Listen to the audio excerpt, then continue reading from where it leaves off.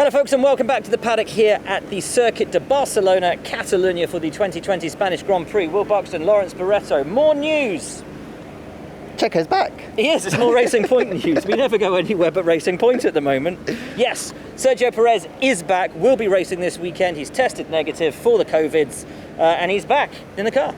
It's great news for the team, obviously great news for Checo that he's back in the paddock. He's looking very well. We saw him walking in this morning. Yeah. The team tell us that he had a test yesterday like the rest of the team. He then got the result this morning. He tested negative. He was ready in Barcelona. He travelled up with the team and that just means that he's back in the car.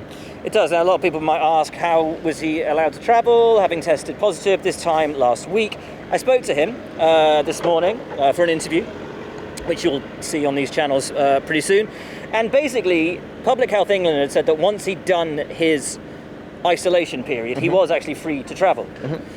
Despite the fact that he tested positive, obviously, and wasn't allowed back in the paddock again last weekend. That's just a Public Health England thing. So he was allowed to travel, wasn't allowed to race, because the F1, obviously, restrictions put in place mean that if you post that positive test result, you can't come in. He has subsequently, though, tested negative and thus will be back in the car this weekend. So, yeah, that's how that all worked out. I know that Racing Point are delighted to have him back in the car. Not that they weren't happy with the performance that Nico Hulkenberg delivered, because it was very, very strong. But Checo seems to be able to get the most out of this package, and at the moment they've got a package that can challenge for podiums. Yeah, it absolutely can. Checo said he was gutted having to sit there, watch the TV, watch his car line up in third place. He was absolutely gutted with that because he knows the potential that exists in the car, and he just wants to jump back in it. I think the Mexican sponsors of the team will obviously be very happy to have him back in that car as well. No doubt they will have been pushing behind the scenes to get him in as swiftly as possible as soon as that negative test has been returned. Actually, on the topic of Mexico and sponsors, there was some reports circulating in the press that he'd seen his Mexican sponsors when he went back to Mexico to visit his mum. I asked him about that. He said it's absolutely false. He's disgusted with the reports. He went back to see his mum who'd been in that accident and nothing else but that, and he's taken every precaution both before and subsequently to ensure that he remains and his team remains as safe as possible. He was really upset about that.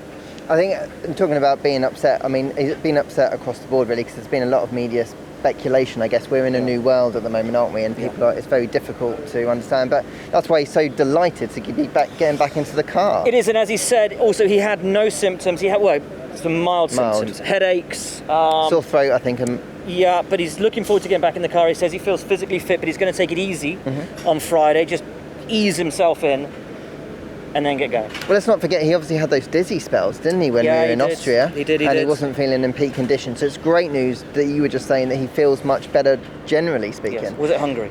Or maybe it was Hungary. I think it was Hungary. He has also said, very disappointed to see the team losing those points, those 15 points, and gutted for the guys that are putting all the work onto this car. So his real intention on coming back is to recoup those lost points that the team have been forced to sort of be docked by the decision of the FIA stewards.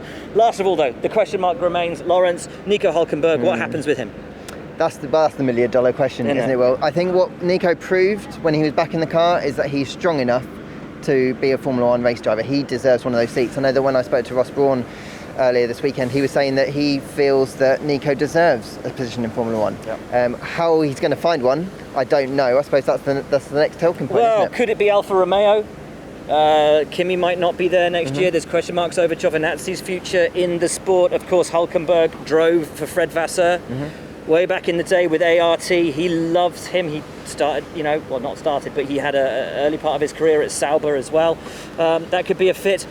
There is, of course, the potential that both Sergio Perez and Nico Hulkenberg find themselves out of seats in 2021, and we already know from their years at Force India, that would be one hell of a lineup. That would be quite a lineup. For a Haas, for an Alfa, for anyone like that. I mean, you couldn't say no to that, could you? No, and what we do know is that Alfa have talked to both those guys, so we know that they've expressed their interest to Checo. They've been talking for a long time now with Nico Hulkenberg. Like you said, it will be a great lineup.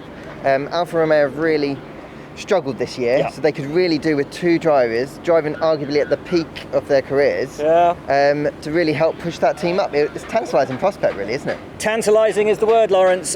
Very much so. Looking forward to this weekend, looking forward to whatever the future holds for Nico. Of course, he will remain on standby for this season for Racing Point. Won't be at the tracks, obviously, but will be able to be called up at any point. And I imagine as a as a super sub for any of the teams now. That's what I was going to say. He's showed enough that he can just step back in, plug straight back into it. I mean, he knows a lot of the teams, obviously, in this paddock already. Very well respected. So he's in a really good position, you know, as best you can be on a bench, I suppose. Plug and play. Awesome. Great stuff, Lawrence. Thank you, folks, for watching. The weekend starts here Thursday morning here in the paddock in Barcelona. So much news to bring you, and racing as well. Cannot wait for it all. For now, though, from him and me, we'll see you later.